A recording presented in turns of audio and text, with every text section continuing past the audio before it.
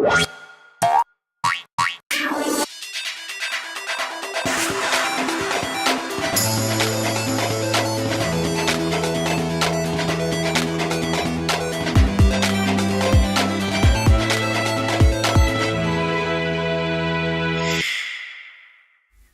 à tous, bienvenue, welcome, willkommen, buonasera, tout ça, pour ce qu'on cause de bande dessinée pendant une demi-heure sur Watch TV avec Nicolas Adolphi. Bonsoir Nicolas. Bonsoir Emmanuel. Et Laurent Giannati, notre partenaire BD Geste évidemment, est présent en duplex, mais là quand même, salut Laurent.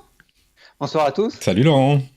Salut. On a un super programme ce soir, alors je vais l'évoquer en 2 lignes et demie.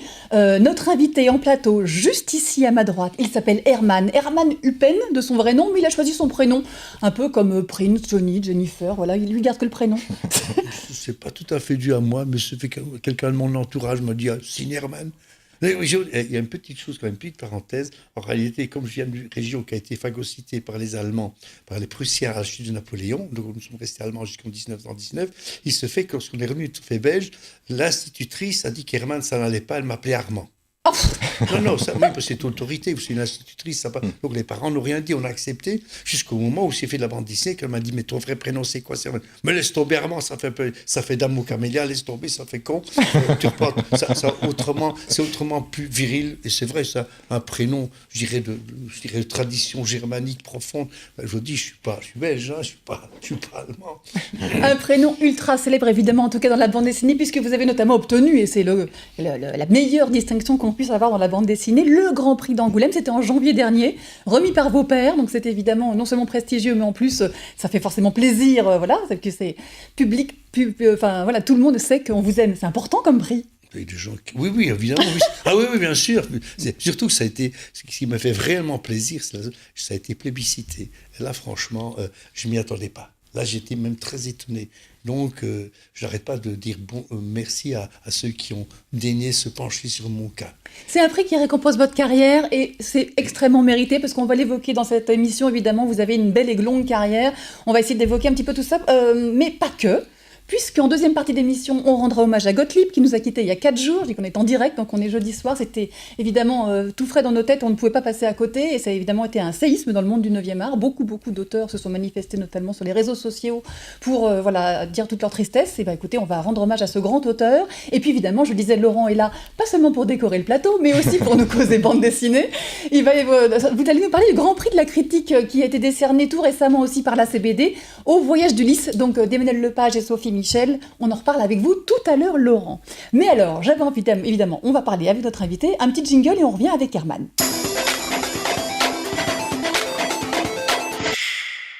Je l'ai dit, Herman, très belle carrière déjà, qui a été récompensée du coup via ce Grand Prix. Mais évidemment, cette carrière, vous l'avez démarrée dans le journal Tintin, c'était en 1966.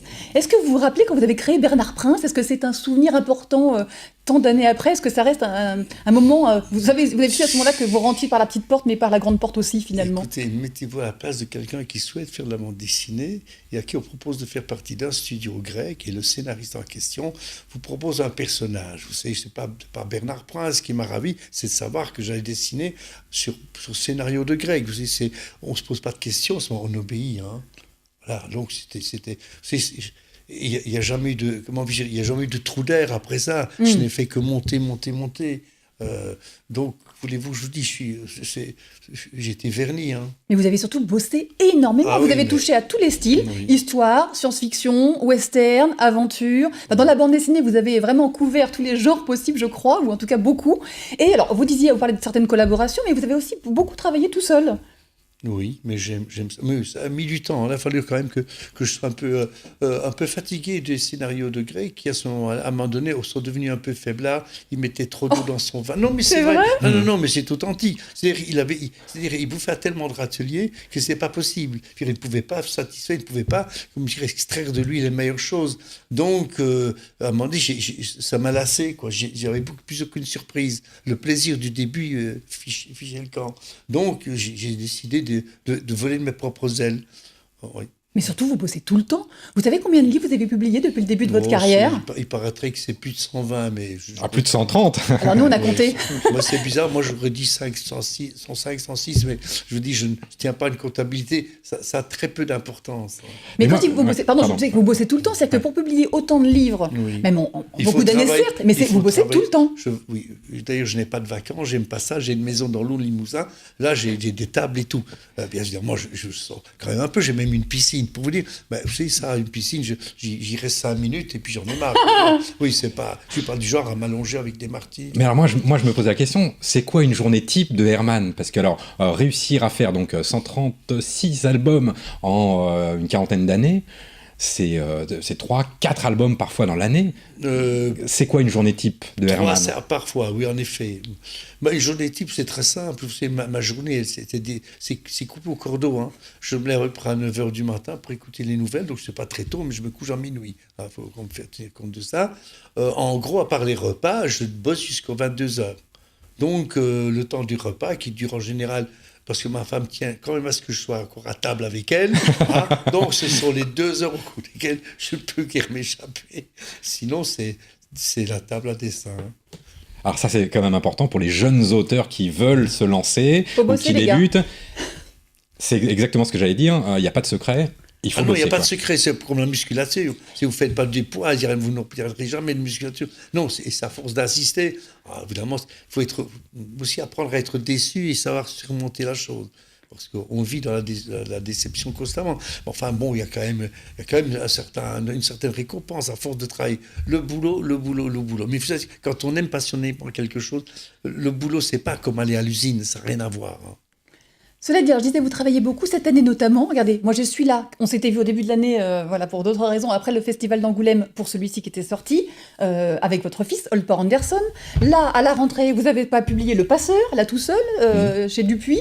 Et puis là, moi je l'ai en avant, j'ai dit 136, mais en fait, moi j'ai déjà la chance, j'ai le 137e album, celui qui va sortir tout bientôt, à la rentrée, voilà, fin janvier, pour le festival d'Angoulême, justement. Et c'est une nouvelle série. Alors là, encore, énorme défi, comme lancer une nouvelle série avec votre fils, toujours Yves H. Ce nouveau héros. C'est pas une de mes idées, je ne suis pas hostile, mais c'est mon fils, je dirais en cheville avec le rédacteur en chef des éditions de Lombard, qui tout à coup en discutant, parce que je me rends compte que mon fils rencontre plus facilement ces gens que moi-même. Vous bossez, vous êtes à la table. Il est peut-être plus disponible que moi, et tout à coup ils ont pensé à l'idée éventuellement, étant donné que je voulais plus faire de commandes, de recommencer avec quelque chose de ce type-là, et voilà, mais à condition que ce ne soit pas du John Wayne, c'est tout. Hein, voilà. Écoutez, c'est du western, il y a encore des scènes extrêmement violentes. Moi, j'ai crié 2 fois en le lisant. C'est bien, il faut que les femmes crient. Non, mais c'est très très beau. C'est en couleur directe. Toujours, vous travaillez à l'ancienne, hein, vraiment sur votre planche. Vous peignez directement oui, sur la planche. Tout à fait, oui. Et puis un retour au western. De toute façon, est-ce que vous l'avez jamais quitté? Oui, pendant un certain moment, mais j'ai une petite nostalgie, mais sans gravité, parce que sinon j'aurais recommencé bien avant. Mais vous savez, on peut pas tout. J'aime bien les one-shots, hein, j'aime bien aborder certains sujets. J'avais fait un western, hein, On a tué Wild Bill, parce que j'avais envie ce type de western-là, dont je suis d'ailleurs, franchement, sans fausse modestie, j'en suis très content. Je trouve qu'il a quelque chose de différent des autres. Bien sûr. Et bon, ben voilà, puisqu'on m'a remis sur le rail, je roule, hein, donc c'est le premier d'une série. Jusqu'où irons-nous, je n'en sais rien. Alors c'est une série un peu particulière parce que, d'après ce que j'ai cru comprendre, chaque album racontera une histoire en one shot en fait. Oui, c'est exact, mais en même temps, c'est chaque fois, elles sont plus ou moins reliées, elles sont reliées entre elles quand même, mais pas de manière tellement évidente que, non, vous savez, Jérémia aussi, c'est plus ou moins relié, mais ça se termine quand même à la fin de chaque album. On n'est pas obligé d'attendre le suivant pour savoir de quoi il retourne. Ça, je ne veux plus du tout. D'accord. Je l'ai dit, Herman, cette année, vous avez obtenu le Grand Prix du Festival d'Angoulême. Ça veut dire qu'en 2017, là, très vite, bientôt, vous allez avoir non seulement une exposition rétrospective au Festival d'Angoulême, qui est présentée avec des milliards d'originaux, j'imagine, et puis vous allez être président du jury aussi 2017. Oui. Belle responsabilité. Oui, je ne sais pas jusqu'où ça va aller, parce que le jury, oui.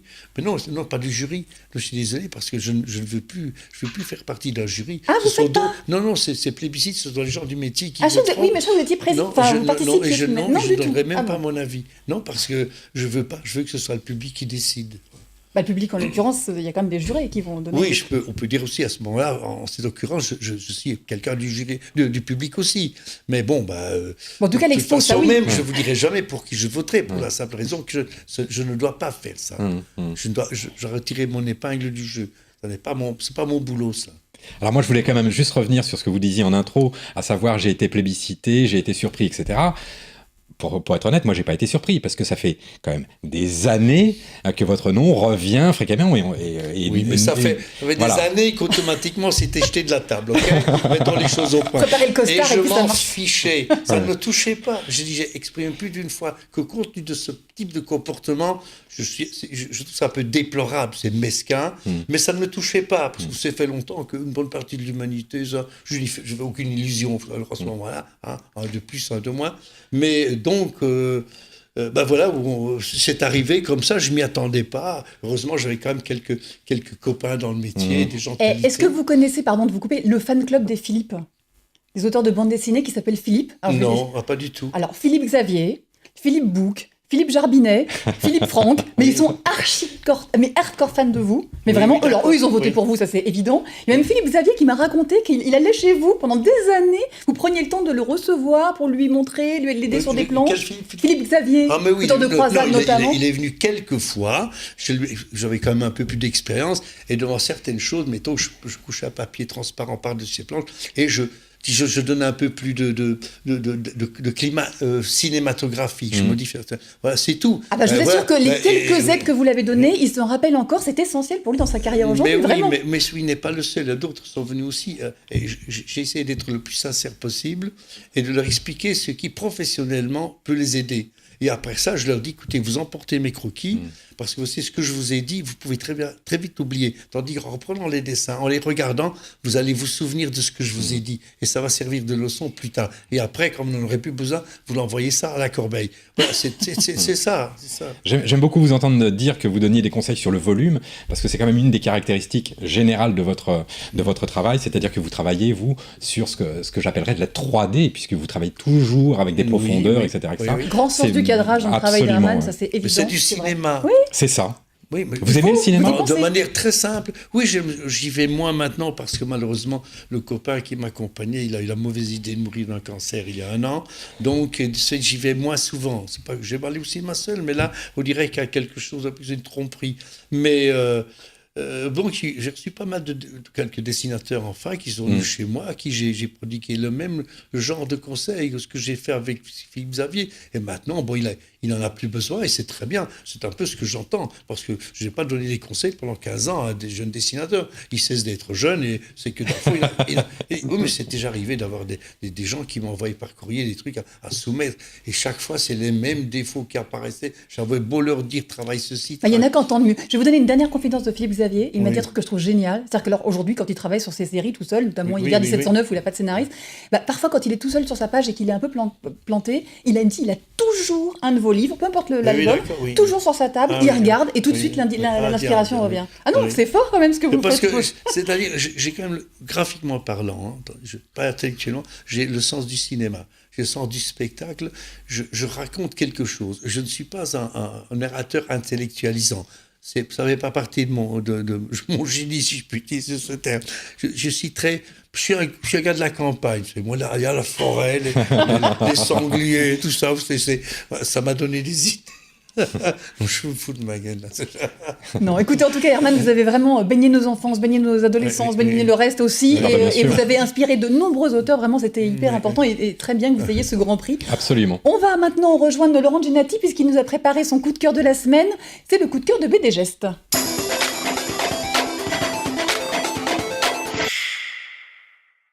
Cher Laurent, je l'ai dit en introduction tout à l'heure, vous avez choisi d'honorer dans cette semaine, dans cette émission, celui qui a eu le Grand Prix de la critique de la CBD 2017. Ce sera remis justement au Festival d'Angoulême fin janvier, mais il a d'ores et déjà été annoncé par l'Association des critiques de bande dessinée, c'est Les Voyages d'Ulysse. Absolument, et je n'ai pas été le seul à l'honorer puisqu'il a eu beaucoup de succès en cette fin d'année. Alors avant d'évoquer Les Voyages d'Ulysse et d'évoquer le pitch et l'histoire, je vais vous évoquer un petit peu la genèse de l'album. Emma va vous en parler tout à l'heure, mais il faut parler des Voyages d'Anna, qui est un album sorti en 2005. Pourquoi Anna? Parce qu'Emmanuel Lepage avait une petite fille qui s'appelait Anna, et il a eu l'idée de créer un album en son honneur. Quelques années plus tard, il a eu un fils qui s'appelle Ulysse. Et son fils lui a dit, papa, dis-moi, quand est-ce que moi aussi j'aurai droit à un album qui porte mon nom? Et donc, il a eu l'idée de créer un album, Les Voyages d'Ulysse, avec le prénom de son fils. Donc, au départ, ça devait être un livre d'illustration. Il a fait appel à un ami et à un maître, l'immense dessinateur René Follet, pour illustrer également cet album. Il a eu l'idée de récupérer quelques illustrations d'un album qui est sorti chez Dupuis en 71, qui s'appelle Les Grecs. Et ils sont allés voir Daniel Maguen en leur proposant ce projet. Et Daniel leur a dit, c'est très bien, mais ce que j'aimerais aussi, c'est avoir un petit peu de bande dessinée à l'intérieur. Ça serait bien qu'on ait quelques pages de BD. Et c'est là que Sophie Michel intervient. Elle a créé un scénario basé sur les voyages d'Ulysse, le vrai Ulysse, celui de l'Odyssée. Mais plutôt que d'incorporer un personnage masculin, elle a eu l'idée de le remplacer par un personnage féminin qui s'appelle Salomé. Et on suit donc les aventures de Salomé, qui est une maîtresse femme, qui a un bateau qui s'appelle l'Odysseus, qui est à la recherche d'un peintre qui s'appelle Amon, qui avait peint dans sa jeunesse, lorsque sa mère, lorsqu'elle était jeune. On suit aussi Jules Soulet, qui est un peintre qui cherche sa muse. C'est un magnifique album avec des planches somptueuses. D'ailleurs, lorsqu'Emmanuel Lepage évoque son album, il dit que ce n'est pas un album qu'on invente, mais un album qu'on a trouvé. C'est un album qui s'est construit brique après brique, avec René Follet, avec Sophie Michel, mais également avec Vincent Audin, maquettiste. D'ailleurs, si vous ouvrez l'album, vous verrez aussi du papier calque sur lesquels sont inscrits des passages de l'Odyssée. Il y a une narration qui est extraordinaire, voilà, des planches de René Follet qui sont magnifiques. Ouais. C'est un album qui a été publicité non seulement par BD Geste, effectivement par la CBD aussi. Un album qui va très bien aller sous un sapin de Noël. Par exemple. Évidemment. Un magnifique cadeau à faire. Illustrateur belge, René Follet, forcément. Herman, vous le connaissez, René? Oui, bien, il est un peu plus agile. Non, mais c'est un type magnifique. Oui, là, franchement, vous savez, c'est pas une autorité à refaire. C'est un truc, c'est établi. Quand tout le monde, quelqu'un qui n'aime pas René Follet, il y a quelque chose qui ne va pas. Alors, moi, je connais énormément d'auteurs qui sont effectivement très admiratifs de son travail, mais je trouve qu'il n'est pas assez connu par le public. Donc, du coup, oui, mais il n'a peut-être pas fait grand-chose. C'est un garçon assez calme. Il ne se pousse pas des... Très humble, très timide, mais tellement talentueux. Oui, mais évidemment. Voilà. Mais ça... Du coup, là, je montre les illustrations qui sont publiées à la fin du livre des Voyages d'Ulysse dont on parlait, parce que voilà, c'était l'occasion aussi de redécouvrir ces dessins en grand. Certains sont insérés dans le livre, et puis donc il y a aussi tout le cahier à la fin. Et puis donc, vous le disiez en introduction, mais effectivement, il y avait d'abord Les Voyages d'Anna, qui vient d'être réédité donc chez Daniel Maguen, puisque c'est Daniel Maguen qui a édité également Les Voyages d'Ulysse. Sauf que si vous connaissiez le livre en 2005, vous pouvez y retourner, parce qu'il y a 40 pages en plus du temps qu'à faire. Ils ont redessiné, Emmanuel Lepage, a refait 40 pages en plus dans ce livre-là, qui est également très très beau. Donc voilà, double sapin de Noël, je pense. Aussi quelqu'un qui est remarquable. Emmanuel Lepage. Ah bah évidemment. Alors, voilà. On a des bons auteurs, on va bien le dire. Excellent. On a cette chance-là. Beaucoup, oui. On va enchaîner avec le dossier de la semaine, puisqu'on le disait, Gottlieb est décédé il y a 4 jours, et on avait envie évidemment de lui rendre hommage dans cette émission. Voilà. Et c'est Nicolas qui s'y colle.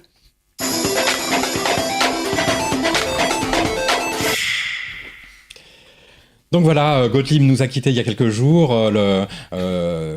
Ce qu'on dit, la formule consacrée, c'est une page de la bande dessinée se tourne avec la disparition de Gottlieb. Donc effectivement, c'est un petit peu compliqué de revenir sur la totalité de sa vie parce qu'elle est très complète. Il a fait beaucoup de choses. Alors on avait envie un petit peu de donner l'esprit Gottlieb.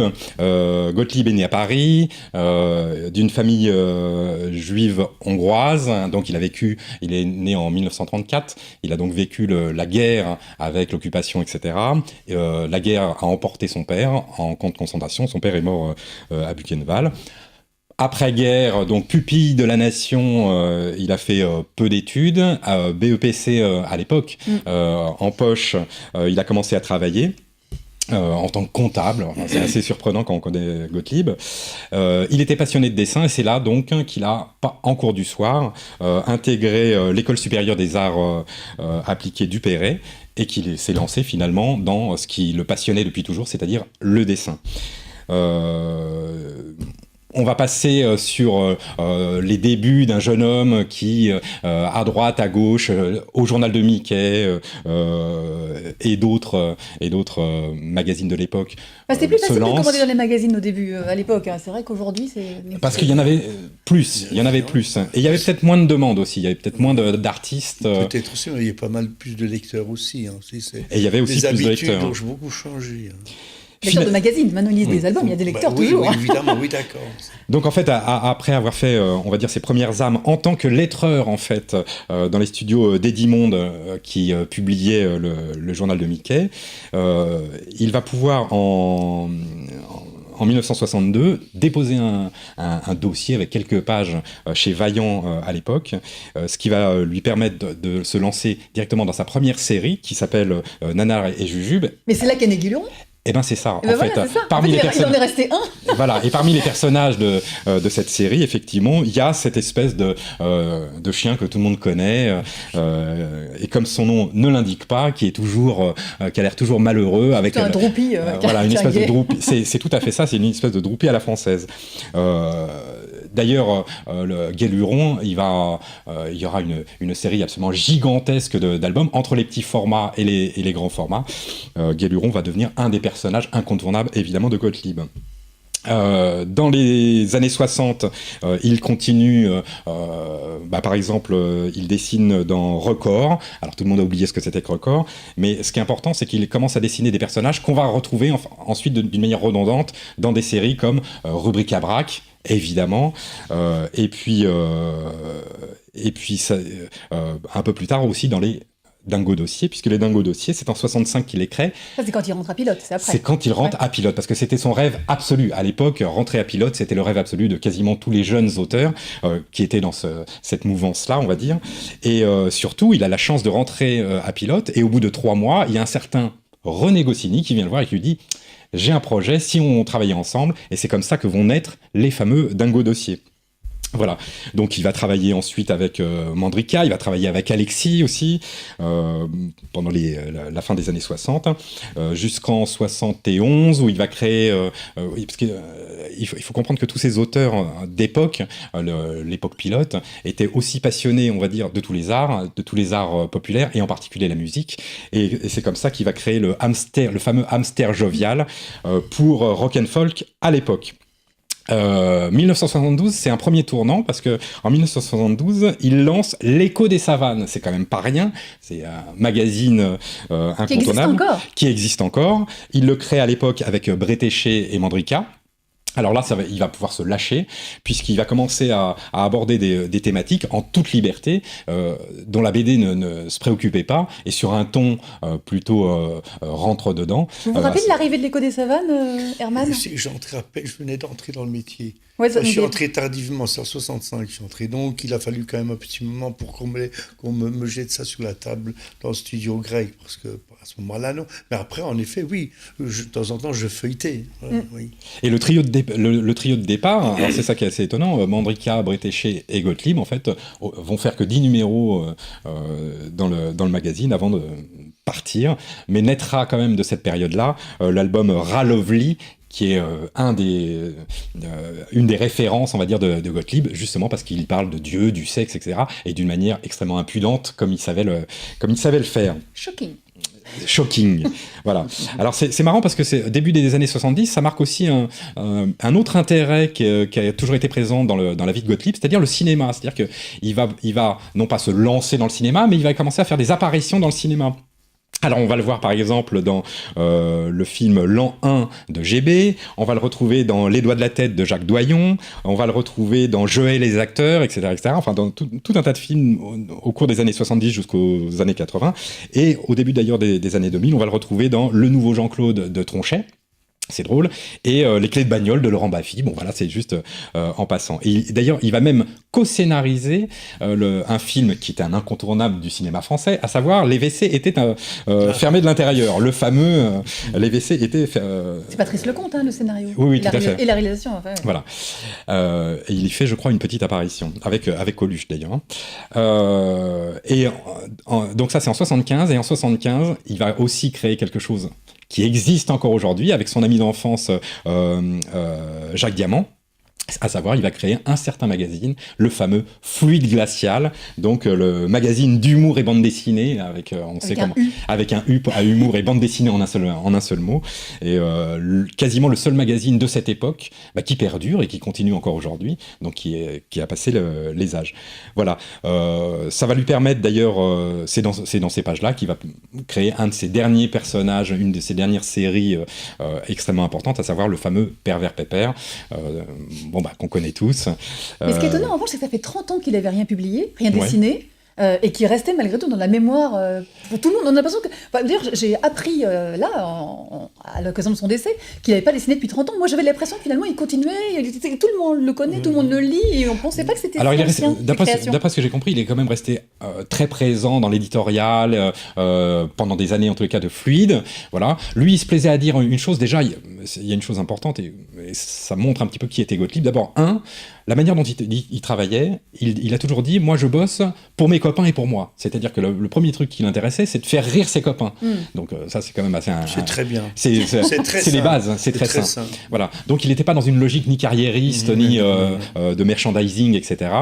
Et il explique d'ailleurs, c'est pour ça que durant toute sa carrière, toutes ces histoires sont très courtes finalement, elles se font en 3-4 pages. Il en a fait quelques-unes d'un petit peu plus longues, mais très peu, parce qu'il disait qu'il avait envie de raconter à ses potes des histoires comme on raconte une blague, et si on raconte une blague qui dure 2 heures, on perd ses potes simplement. C'est ça l'idée. Alors... donc effectivement, il était absent, mais il était toujours présent en fait. On le rencontrait aussi ça et là, très présent autour de Fluide Glacial évidemment. Il était Grand Prix aussi d'Angoulême, c'était en 91. Voilà. Avant vous, hein. Donc effectivement, il a reçu tout un tas de prix prestigieux. Donc effectivement, en 91, le Grand Prix d'Angoulême. Il a été fait chevalier des Arts et Lettres dès 75, puis chevalier de la Légion d'honneur, ce qui est quand même pas rien. Il a reçu aussi en 2001 le prix Raymond Poivet à Angoulême, et le Grand Prix Saint-Michel en 2007. C'est très important en Belgique, ça. On va dire que sa dernière production, et elle est assez étonnante, c'est qu'il a écrit une espèce de roman autobiographique qui est sorti en 93 chez Flammarion, qui s'appelle « J'existe, je me suis rencontré ». C'est du Gottlieb tout craché.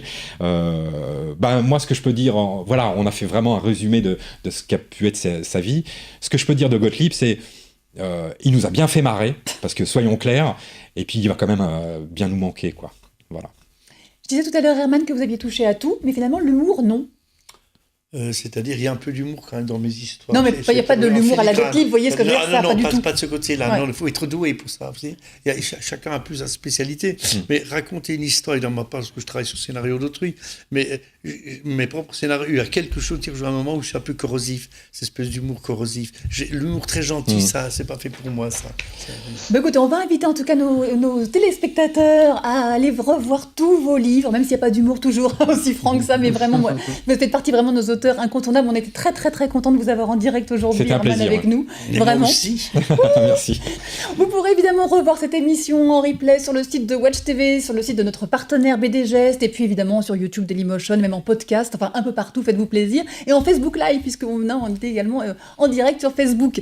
1000 fois merci de nous avoir suivis. Merci à Nicolas. À très bientôt, au 22. On se retrouve le 22. Dans 2 semaines, voilà, on fera une spéciale Festival d'Angoulême et spéciale beau livre de fin d'année. Merci à Laurent en duplex qui était là, et puis aussi à Benjamin qui réalise cette émission derrière la vitre, mais qui est là aussi. Voilà, j'ai plein de garçons avec moi. Super. 1000 fois merci, à très très vite, bonne fin de soirée, au revoir. Au revoir à tous.